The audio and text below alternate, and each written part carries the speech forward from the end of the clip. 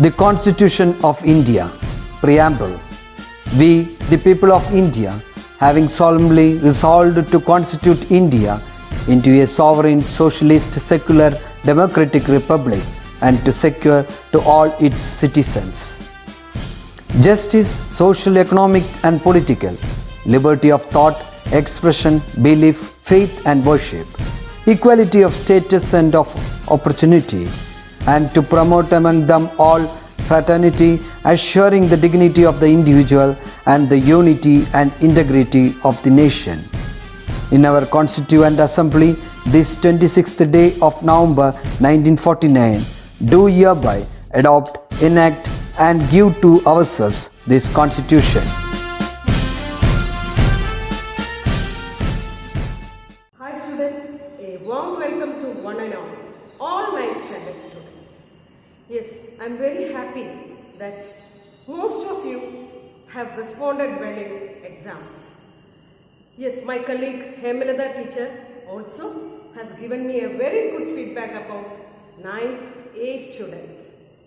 So children, I am once again very happy that all of you have understood the concept about the first chapter, because it is important that you understand the concept, the basic concepts of structure of atom. And only it's going to be easy to follow the second chapter. What is our second chapter? Before that, are you all happy and safe at home? Yes children, the coronavirus is at its peak. Take care. Family is the only place where you will be safe and secure. Your family members, your parents, your grandparents are the only people who are going to embed you with love, care, security, etc. So, man is a social animal. Yes, right from the time of birth, he has been developing relationships. Father, mother, brother, sister, and this goes on. As he grows up, friends, neighbors, etc. Why does he develop relationship? Yes, these relationships will make him stable. It will give him emotional stability, mental stability, physical stability, etc. A lot of talking about stability, isn't it? Yes, we are moving into our second chapter. What is the second chapter? Chemical bonding.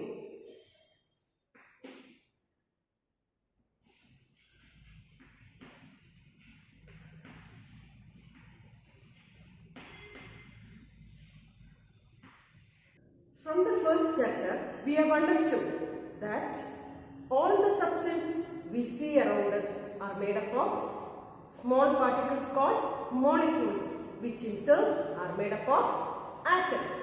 Substances can be classified as elements and compounds.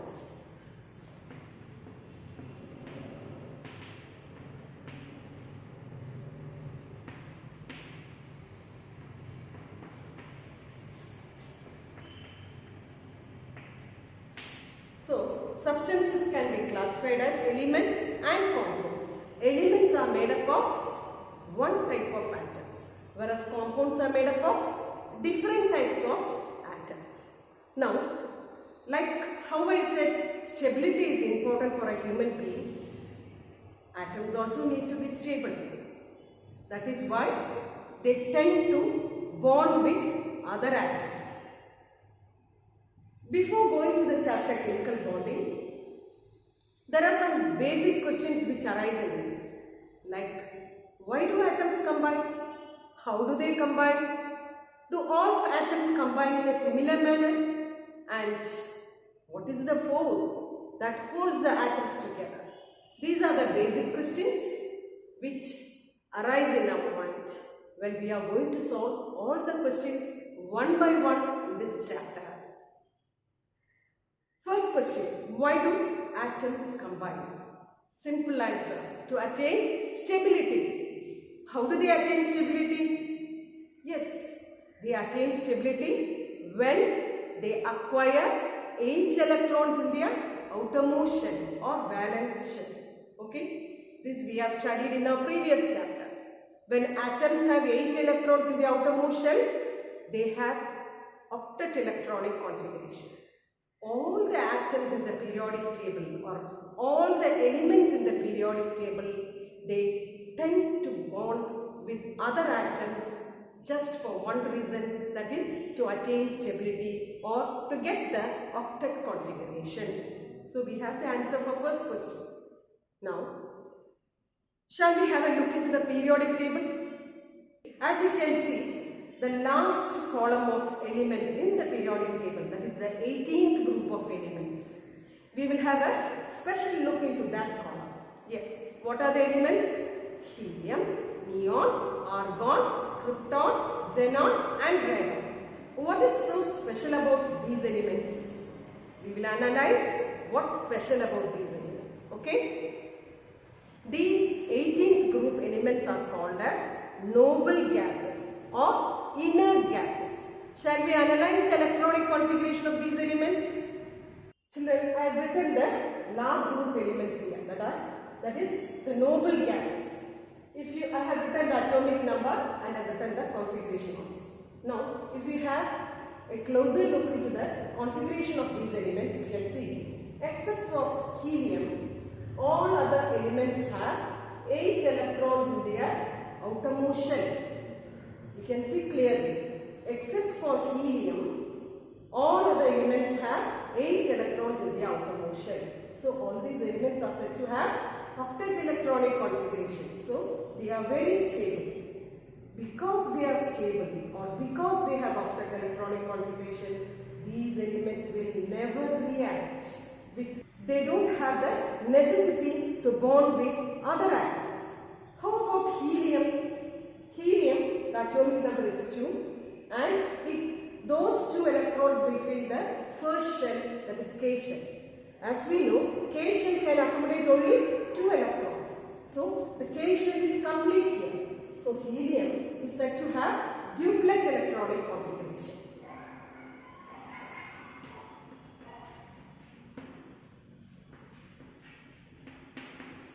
So, except for helium, all other elements have octet configuration, whereas helium has a duplet configuration. Because of the stability, we call these elements as noble gases or inert gases. What is the meaning of inert? Inert means passive or they won't react with other atoms. Okay? So, is it clear why atoms combine? Yes, atoms combine to attain stability like these noble gases. Okay? Now, how do they combine? That's another question. Children, now we will take 4 elements which are very familiar to you. Shall we? They are magnesium, oxygen, sodium and chlorine. Let us take these 4 elements and analyze their electronic configuration.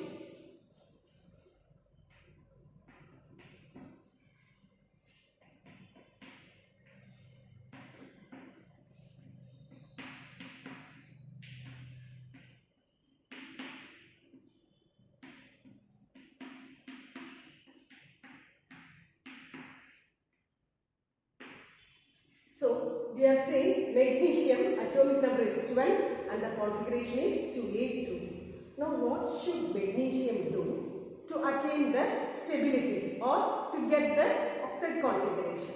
You can see the valence shell. It has got 2 electrons. So, what should magnesium do? Yes, it should give away 2 electrons or it can also receive 6 electrons. But to receive 6 electrons, you need tremendous energy. It's always like that. Giving away makes you more happy rather than receiving, isn't it? So, magnesium gives away 2 electrons to attain the stable octet configuration. Now, if you analyze oxygen the atomic number is 8 and the configuration is 2,6. Now, look at the electrons in the valence shell, 6 electrons. So, what should oxygen do? Yes, it should accept 2 electrons if somebody is ready to give, isn't it? So, oxygen requires 2 electrons to attain the octet configuration and likewise to attain the stability. Look at sodium, it has got one electron in the outermost shell. So what will sodium do? Yes, it will give away one electron to attain that stability. Look at chlorine, 2, 8, 7. 7 electrons in the valence shell, isn't it? What is valence shell? The outermost shell is called as valence shell. Now, 7 electrons in the valence shell. What will chlorine do? Yes, chlorine will accept one electron if any other atom is ready to give away one electron. And so, it will attain the octet configuration. Here, this represents the short form of electron. Okay, so we have analyzed here. So, looking at all these elements and their configuration, can you tell me some common compounds? Can you form some common compounds with these elements? Yes, we have studied. I can hear your answers. Magnesium oxide, sodium will combine with chlorine to give sodium chloride. Yes.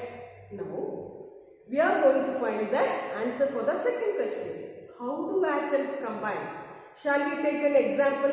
We will take sodium and chlorine as examples and we will see how these two atoms are combining together. Okay? So children, here you can see I have drawn the Bohr atom models of sodium and chlorine. So sodium 281 is a configuration, 2, 8 and 1 electron in the valence shell. For chlorine, configuration is 2, 8, 7. So 2, 8 and 7 electrons in the valence shell. This is the Bohr atom model representation of sodium and chlorine. Okay. Here, what happens? Here, the single electron in the last shell, that is valence shell, jumps to the outermost shell of chlorine atom. This is what is happening in the bonding between sodium and chlorine. Okay. Now, when this happens, what is the product? You'll see that.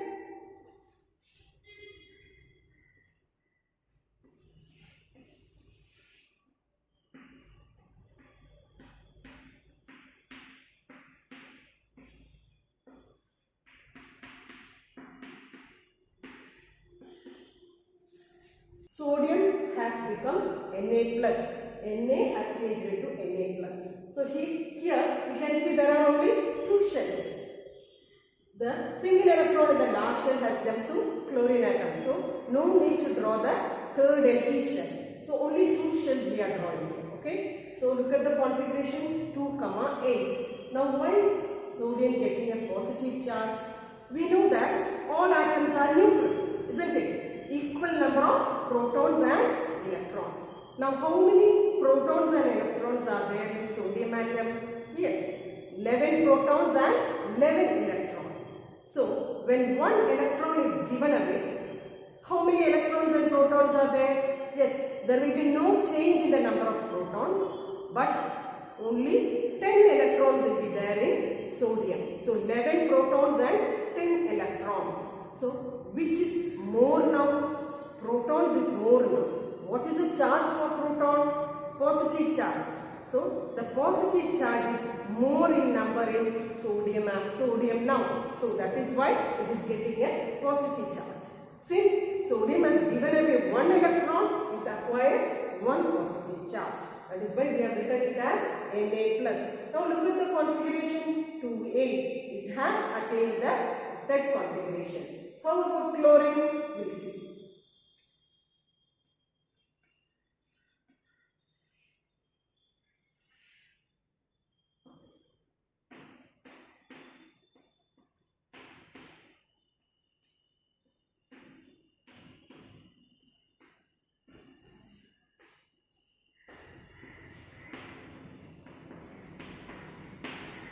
What happened to chlorine? See, 2, 8 and the 1 electron from sodium has jumped to the last shell. So the last shell is also having 8 electrons. Look at the configuration 2, 8, 8. So chlorine has also attained the stable octet configuration. But look at the charge. Chlorine has got a negative charge. Why has it attained a negative charge? Well, it is getting or receiving an added electron, extra electron is being accepted by chlorine. That is why it is gaining a single negative charge. Only one electron is accepted here. That is why one negative charge. I hope you understood. Now, see, look at sodium. It has got a positive charge and chlorine has a negative charge. Now, they are no more atoms now. They are called as ions. What are ions? Ions are charged particles. They may be positive or negative. What do we call a positively charged particle? It is called as cation. And what do we call a negatively charged particle? It is called as anion. Now we can see sodium Na has changed it to Na plus, Cl has changed it to Cl minus. Sodium has changed it to a cation. Na plus is a cation and Cl minus is an anion here. Now, how are they held together? That is the fourth question. How are these ions held together? We know that opposite charges attract. So this one is positively charged, the other one is negatively charged. So naturally there is going to be a strong force of attraction between these ions. So because of the force of attraction, they are held very strongly and a very stable compound, that is NaCl, is formed here. And we can see that they have a stable configuration also. I hope you understood this part of the bonding here. And what do we call this type of bonding? It is called as ionic bonding.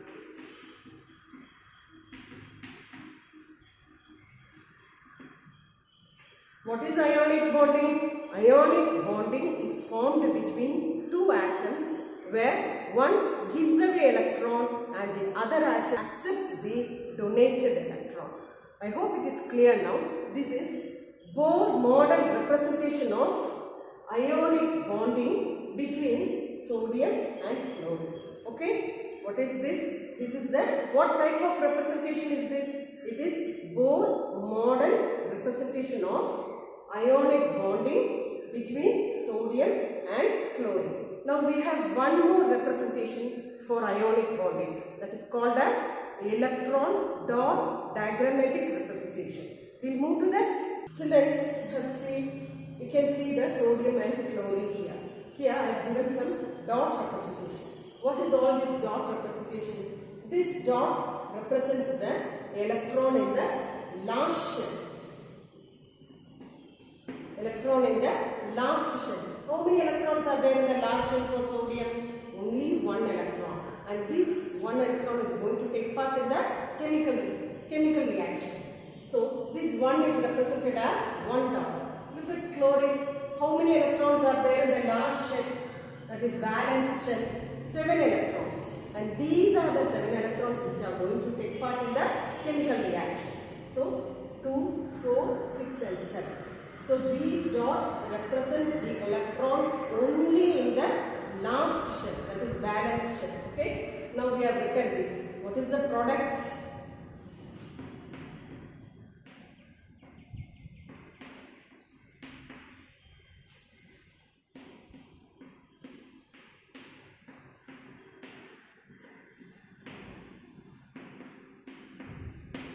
So this is the product. Since one electron in the last shell has jumped away, we no need to represent the inner shell, that is 8. This need not be represented. Why? Because this is the only electron which is going to take part in this chemical reaction. So we don't have any representations here, just the charge. How does it get that charge, this positive charge? By giving away one electron. And the configuration is 2,8. Whereas chlorine, since it has received the one electron donated by sodium, we have to show all the 8 electrons in the outermost shell. Now chlorine has got 8 electrons in the outermost shell. That is why 8 dots are there. And this form of representation is called as electron dot diagrammatic representation. I hope this is clear for you. Now, one more small topic is there. We will see that how do we represent these ionic reactions as equations. We should know chemistry is full of equations. So we should know how to represent these reactions as equations. We'll see to that. Now first we will write which are the two atoms which take part in this chemical reaction. Which are the atoms? Sodium and chlorine. Yes, it is clear. What happens to sodium? Sodium changes into sodium ion, that is cation. Na is changing into Na plus, isn't it? We will write that first. Na changes into Na plus. How? By giving away one electron. We should mention that also. So, it's clear now. Sodium, that is Na, has changed into Na plus by giving away one electron. How about chlorine? Chlorine will accept that given away electron, isn't it? So chlorine has accepted this one electron and it is changing into chloride ion, that is Cl minus, isn't it? So this is how we represent the equations for all types of ionic bonding between atoms. We will see more examples, okay? I hope this part is clear for you. Shall I repeat it once again? So Na is changing into Na plus by giving away one electron, okay? And this one electron is being accepted by chlorine to change into Cl minus, chloride ion. So here Na plus is a cation and Cl minus is the anion. From the examination point of view, generally they ask questions like this. Which atom is donating electron? Which atom is donating electron here? Sodium. And which atom accepts electron? Chlorine accepts electron. Which is the cation in this equation? Clear, right? Na plus is the cation. And which is the anion in this equation? Cl minus. So you should be able to answer that. We have a set of 4 questions in your textbook. Shall we move with that? Before that, there is a table given in your textbook. We will see to that and then move to the questions. Okay? Look at the table. It's a table showing the products of sodium and chlorine. What happens? Look at the table. The table shows what happens to sodium and chlorine before and after reaction. What is the electronic configuration of sodium before chemical reaction? Yes, it is 281. After the chemical reaction, it becomes 28. What is the electronic configuration of chlorine before the chemical reaction? 287. After chemical reaction, it's going to be 288. How many electrons are there in sodium before chemical reaction? Yes, 11 electrons. After chemical reaction, 10 electrons. How many electrons are there in chlorine before chemical reaction?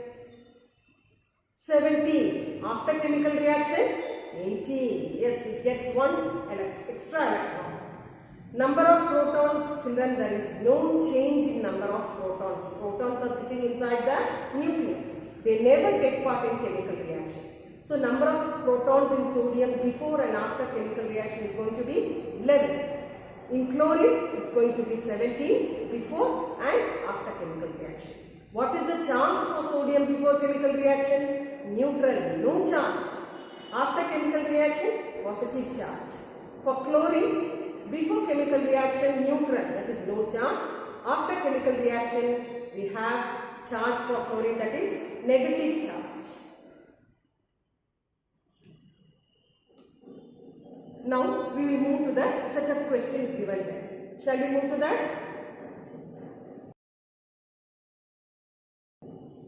What is the first question? Which atom donates electron? Yes, as I said, sodium donates electron. How many? Only one electron. Which atom accepts electron? Yes, which atom? Chlorine atom. How many electrons? Yes, one electron. Well, how are the atoms called once they complete the ionic bonding? How are they called? They are called as ions. That is why this type of bonding gets the name ionic bonding. Yes, I am concluding the topic here. I hope you are all watching the videos clearly. This is going to be a little more advanced, this chapter, with the basics from the first chapter. So keep watching the videos. If you have doubt, replay and see. If the doubt persists, you can always call me and clear your doubts. Now, regarding assignment, what is the assignment? Yes, you have to start a fresh page and write about the chemical bonding. What is a chemical bonding? What is a chemical bonding? A chemical bonding is a bonding that is happening between atoms in order to attain stability by acquiring the octet electronic configuration. That you have to write it in your file.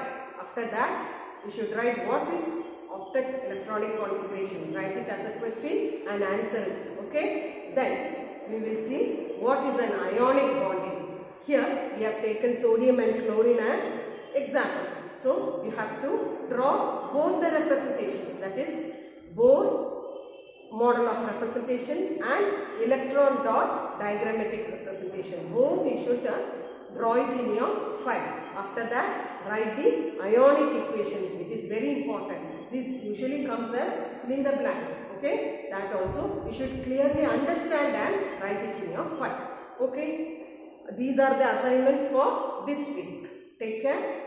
Bye. See you in the next video session.